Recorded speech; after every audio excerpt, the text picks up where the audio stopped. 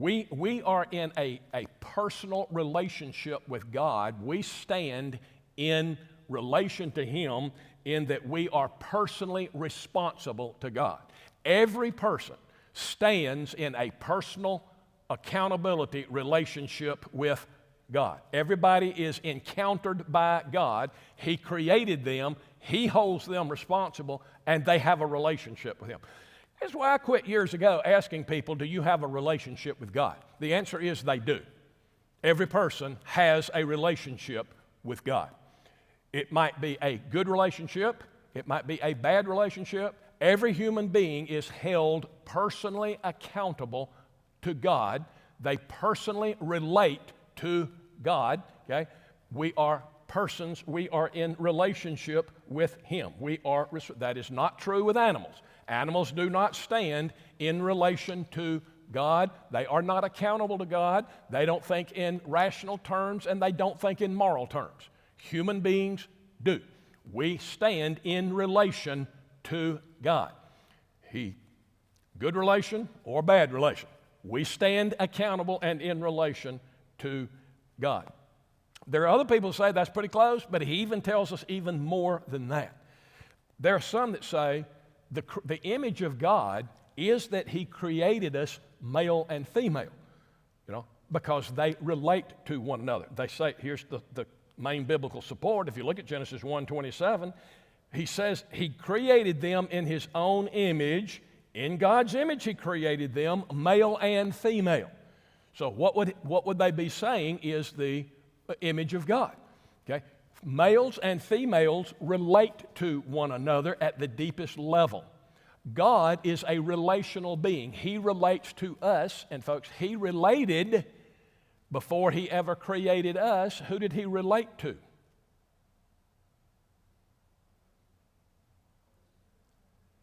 Himself. Father, Son, Jesus said, you loved me from the foundation of the world. God is a relational being. He created us to be relational. Okay? He created us for community. That's in a family. That's in a church community. That's in a relationship with God. Animals don't have those kinds of relationships. Okay?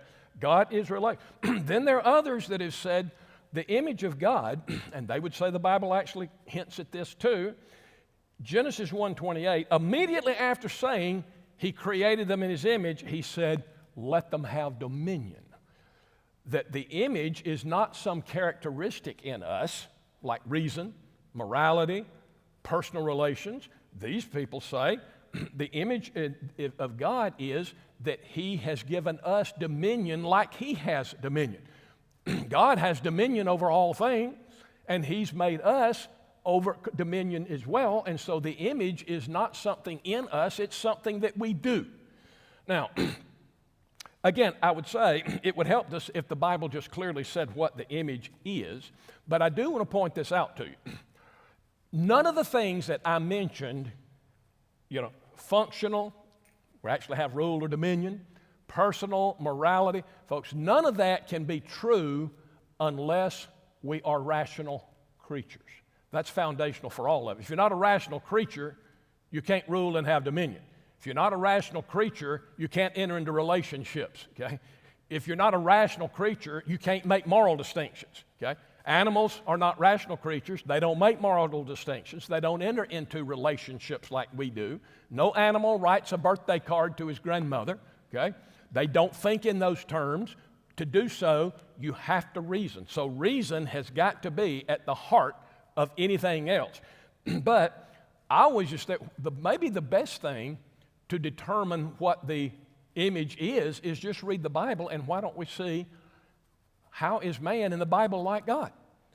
Instead of just how is it? Well, if you look in the Bible, you'll find out every one of those things I've said are true. Does God reason and plan and make moral distinctions? Yeah. Well, so do we. So that's part of what it is to be in the image. Is God relational? Yes. Does God use language and communicate? We use language. Using language, that's part of what it is to be in the image of God. We, like God, and unlike animals, can in our minds transcend time. Can you think about the past and what you did 10 years ago? Do animals sit around thinking about what they did 10 years ago? No, they live in the moment, okay? They don't you got plans for when you leave here and vacation this year? Animals don't plan their vacation, okay? They live in the moment. They can contemplate the past. They can imagine the future. We can do that because we're in the image of God, okay? So, to me, the best thing to do is just look in the Scriptures and say, in what ways are we like God? And if there are ways in which we're like God, that's part of what the image actually is. So to me, that's the safest approach to take. And if that's the case, then several of those things that I delineated for you just now is how we're actually in the image of God. Now, the Bible also talks about the corruption of that image in us. Okay? It's not like it was when God first put us there, because we have sinned and we are not in that perfect image like Adam and Eve actually were.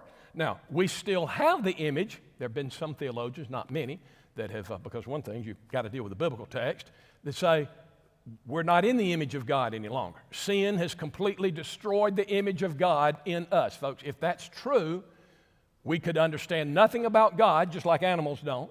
We couldn't make moral distinctions. We couldn't make rational distinctions. We are still in the image of God, but that image has been tarnished and it has been marred, and it affects every part of our being. In Genesis 9, verse 6, I'll point out to you, that's 6 chapters after sin entered into the world. So sin's already come. And God says, whoever sheds men's blood, their blood shall be shed because God created that person that was killed in His image. He didn't say used to be, or if sin hadn't come, He said He's still in the image of God. Human beings are in the image of God. James chapter 3, verse 9. We seem to bless God with our mouth, even the Father, but then we turn around and curse men, which are made in the likeness of God. He didn't say they used to be. Human beings are in the image of God. But that image has been tarnished, and it affects every area of our life. What areas of our lives have sin affected? Do people make rational mistakes? Yeah. So, do we use our reason perfectly? Do we always make the right moral decision? Aren't we always still confronted with moral issues? Don't we understand moral issues? Do we choose what is right? Often not. Okay? Why? We are still in the image of God, but that image has been corrupted. What about relationships? Hardly not any sense in going there, is there? Anybody see something wrong in human relations today? You check the divorce rate lately? You know, we could go, why is this? There's something wrong in human relationships. Well, but we still relate. That's because we're still in the image of God. But we don't relate rightly because we have sinned, and that image has been negatively affected. Relationships affected. Folks, us being in the image of God is the reason that human beings can do some absolutely amazing things, some of the greatest acts of kindness, selflessness, because human beings are created in the image of God. But it's for that same reason that human beings, the same people that can do some great, great things because we're in the image of God, do things that animals can't do. Now, you can train a dog to protect you and give its life for you. That dog doesn't think, I'm getting ready to give my life for this person, you know? That dog doesn't even think about death, doesn't understand death. Human beings can actually risk their lives by choice to save another human being. Folks, that's quite noble. Any way we cut it, that's quite noble. But those same people can also be guilty of some of the absolute worst possible actions as you could. I think in terms, and this is because human beings, in one sense, are so great. We're created in the image of God.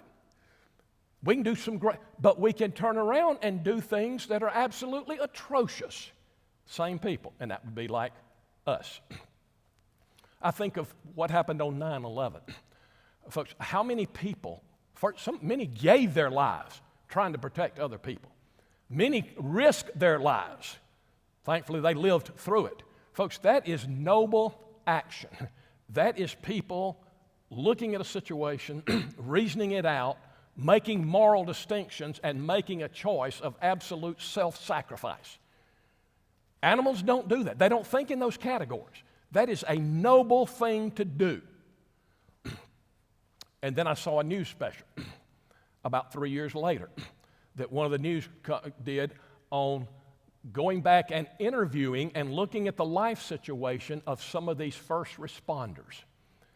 These people that had done those noble deeds.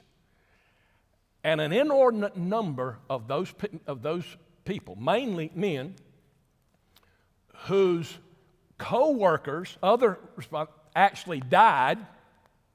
These men, many of them that risked their life, okay, left their wives and married the wives of some of these men who had died in 9/11. Okay? You say, the same people? The same people, okay? You tell somebody that could do as noble a thing as that will turn around, they interviewed several wives, and walk away when their wife is saying, please don't do this to me. Please don't do this. And that person turned right out, turned away, left his wife, and took up with another woman. Same person. You say, isn't that quite a paradox? Yeah, that's because human beings are paradoxes. We're created in the image of God and are capable of absolutely noble and heroic things. And then we can also turn around, only because we're human. Folks, animals couldn't have done what those people did in either case. Because they're in the image of God, but that image of God has been seriously marred and tarnished. Human beings are capable, the same ones, of doing great, noble, fantastic things, and at the same time can morally stoop to the lowest level. You know, you say, what worldview can explain that? Christianity. Christianity explains how that happens. Because we're created in the image of God, and that image has been marred. So, the wonderful thing is, God doesn't leave us there as believers. One of the ways that the New Testament talks about God saving us, redeeming us, and restoring us, as you might could imagine, it talks about renewing that image that's in us. Okay? God didn't leave us there. In Romans 8:29, Paul talks about the correction of this. God predestinated us to be conformed to the image of His Son. God is recreating that image in us and restoring the image that sin has brought about in our lives. So, that marred image is not God's last word. When He saves people, He restores that image to what it was. We never get it perfect in this life. One day it is going to be. Now, I want to spend the rest of the time that I've got on this issue, and there's several things. So what if we're made in the image of God? That's good. So what? So I'm sort of answering the question. We're made in the image of God, so what? What difference does that make? Okay, what's the implications of this?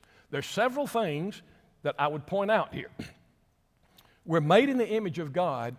The fact is, God stamped His image on us, and that means we belong to Him. Okay? I've got books in my library, and I've got a stamp with my name on it, and it goes, boom. You know why? Because it's mine, okay? I'm stamping my name on it. I'm like, in Mark chapter 12, verses 13 through 17, we see this point very clear. Jesus is asked there. They're trying to trick Jesus, tried that quite often, never did work. They wanted to trick Him so they could kill Him. And they asked Him then a question, which was going to pose a dilemma for Him. Should we pay taxes to Caesar or not? That was a trick. If He said no, okay, this guy's an insurrectionist, he's opposing Caesar, he ought to die. If he says you ought to pay, you shouldn't pay. If he says you should, they say, oh, so you're against the Jewish people ruling themselves. You like having, so one of our people that falls in the category of the zealots will probably take care of you somewhere in the next couple of weeks because you're choosing Rome over us. So, do you pay taxes or not? You ever wondered why Jesus said, you got a coin? He didn't ask them that. They said, should we pay taxes to Caesar? Jesus said, have you got a coin? I said, okay, yeah. He said, whose image is on that? And they said, Caesar's. He said, okay, then give it to Caesar. Why? Because it's his. But what else does he say? Whose image is on you? Yeah, you can give your money to Caesar. His image is on that. God's image is on you.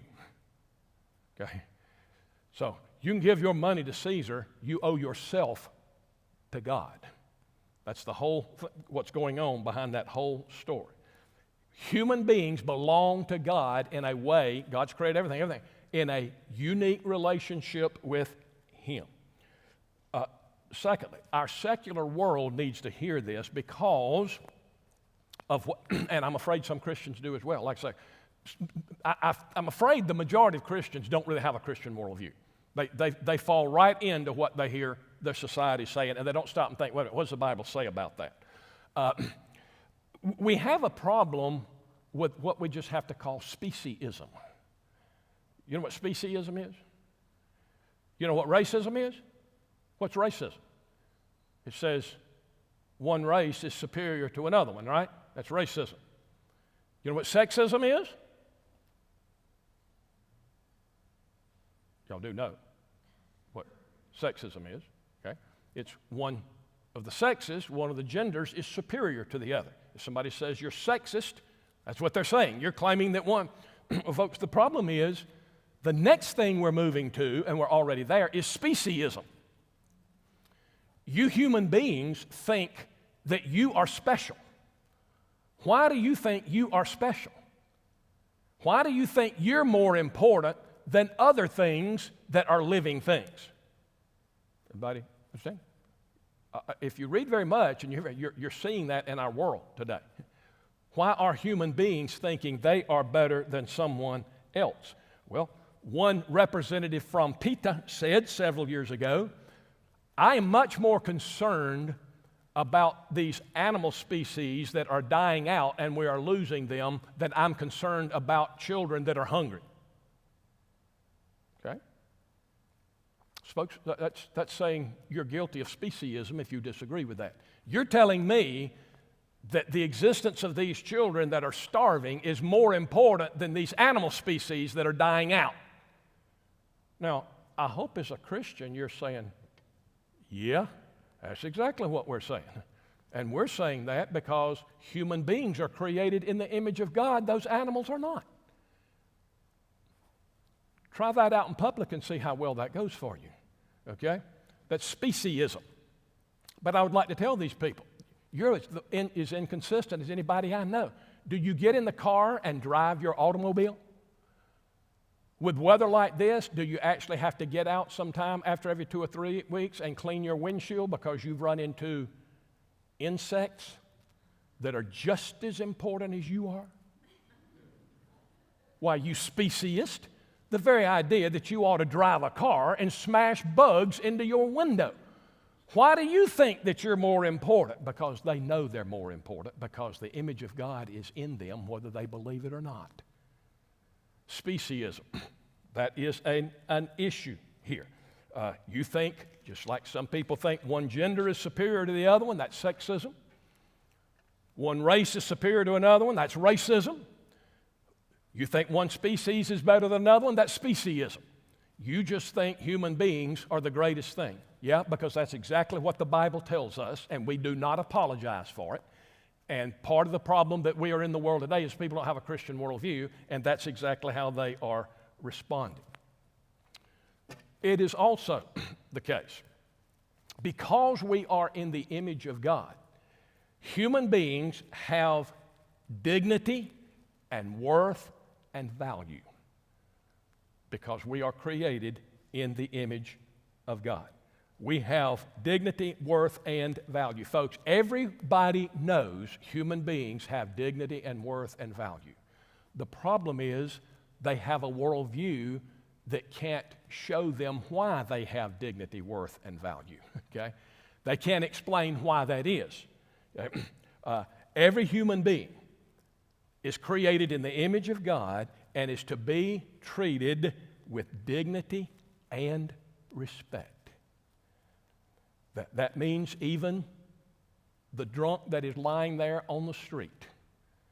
What makes that so sad is that that person is in the image of God and is worthy of dignity and respect. There is something of value in that human that is not in something else, and other worldviews cannot account for that. I was in a philosophy seminar in graduate school at the University of South Carolina, and the professor, who was not a believer, began in the middle of our, I don't know how you know these graduates, so you don't go to class 30 minutes a day, you do 3 hours at a time, so you can get long classes. So those are in the same class period within the 3 hours. The professor, part of the way through, just began to talk about human beings and their dignity and worth and the value. And I thought, man, I need to write all this down. That guy's just waxing eloquent here. This is great. Human beings have dignity. We do respect them, value, and all this. He went on and on. And I don't know, about an hour later, we were talking, and he started talking about his, I wanted to say, excuse me, pardon me, your worldview showing here. He said, how did we get here? Well, we evolved by accident from nature and all this kind of stuff. These atoms came together, and I listened to that whole spiel, and I thought, something's not right here. And I thought, this guy is going to have a fit when I say what I'm going to say, but I'm going to say it anyway. And I said, sir, let me get something straight. About an hour ago, you just waxed eloquent about the dignity and worth and value. Oh, yeah, and he started doing it again. I just, okay. I said, then you said, basically, we are here as accidents of nature. Atoms and all just happen to come together and form over a period of time, and we are here cosmic accidents. For the life of me, I just can't see how both of those can be true. How can something that just gets here by some kind of natural accident, an accident how can that have dignity and worth and value?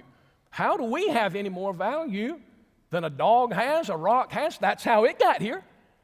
So tell me how you actually can. And he just stopped. It seemed like to me it was a minute. It was probably 15 seconds. He just stopped. And some girl raised her hand. She just raised her hand. He said, what? And she asked some kind of question. He didn't say a thing. And he looked at me and he said, you know what? You just ruined my whole day. And I said, sir, let me tell you something. With all due respect, if I believed what you believe, and somebody just pointed out to me what I just pointed out to you, it would not have ruined my whole day. It would have ruined my whole life. You have very serious problems. You know that human beings have dignity and worth and value, and you espouse a worldview that states otherwise. And he just never said anything because there wasn't anything he could say. In his worldview, there's no God. You're here by accident. You don't have any dignity and worth and value. You're just here by some kind of cosmic accident. This also shows that Christianity is really what I call the true humanism. The true humanism. Folks, humanism is a philosophy that exalts human beings. Let's go back and read that. Let's go back and look at Psalm 8 again. Does this sound like it's exalting human beings? Lord, you've made them a little bit lower than the heavenly beings, and you crown them with glory and honor, and you gave them dominion over the works of your hands, and you've put all. Does that sound like that's exalting humans? It certainly does to me. A little lower than God. Humanism is a philosophy that seeks to exalt human beings. The problem with secular humanism, that means try to have a humanism in which human beings are exalted, but on a secular basis, no religious anything, no God or whatever else, okay? What I'm saying is that's not true humanism, because that does not truly exalt human beings. It leaves you right where it left my professor that I was talking about a few moments ago, okay? That's where you're left, if you leave God out of it. So secular humanism basically says we need to get rid of God, because if you don't get rid of God, human beings are not at the top. You don't have a true humanism because they are under some other being, and human beings need to be at the top. So what do? Well, you just get God out of your system. Not in your philosophical system anymore. Now, they tell us, now human beings are at the top, okay?